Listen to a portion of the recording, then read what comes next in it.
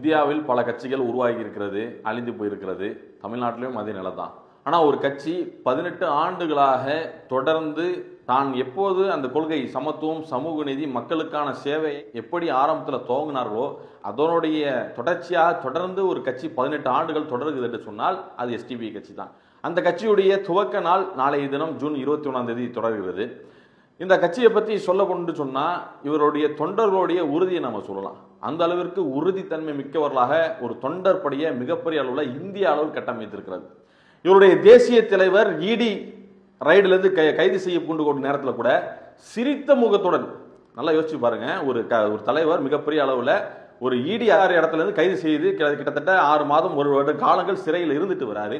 ஆனால் கொண்ட கொள்கையை மாறாம தொடர்ந்து அந்த எப்படி அந்த கைது செய்யும் போது சிரித்த முகத்தோடு சென்றாரோ, திரும்பி வரும்போது நான் எஸ்டிபி கட்சியுடைய கொள்கையில் உறுதியாக இருப்பேன் என்று சொல்லி இன்றளவும் தேசிய தலைவராக பயணித்துக் கொண்டு அந்த கட்சியுடைய கொள்கையை செயல்பட்டு கொண்டிருக்கார். இவர்கள் வேண்டுமென்றால் நாடாளுமன்றத்திலேயோ சட்டமன்றத்திலேயோ தோல்வியை தழுவி இருக்கலாம். அதுக்காக வேண்டி சில வருத்தங்கள் அவர்கள் கட்சியின் மத்தியில் இருந்திருக்கலாம்.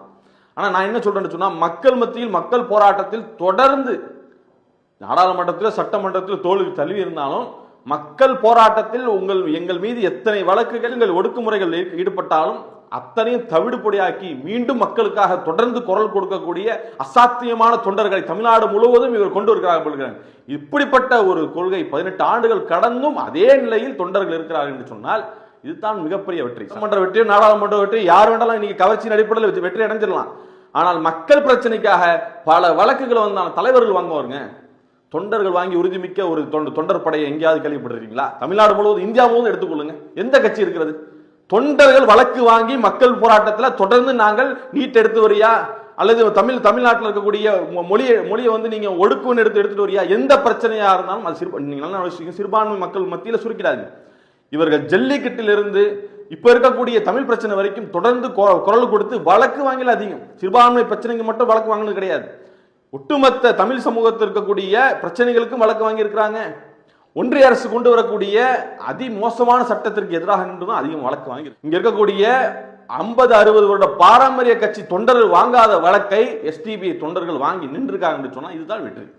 இதுதான் இவர்கள் கட்டுப்பாடானோடு மக்களுக்காக நிற்கிறார்கள் தெரியுமா? இதுதான் இவர்கள் 18 ஆண்டுகள் செய்த சாதனை. இந்த சாதனை தான் இவர்கள் சட்டமன்றமோ நாடாளுமன்றமோ செல்ல வேண்டிய அவசியம் இல்லை, மக்கள் மன்றத்தில் தொடர்ந்து நின்று வெற்றியை பெறுகிறார்கள். இதுதான் உண்மையான வெற்றி என்பதை நாம் சொல்லிக் கொள்கிறோம்.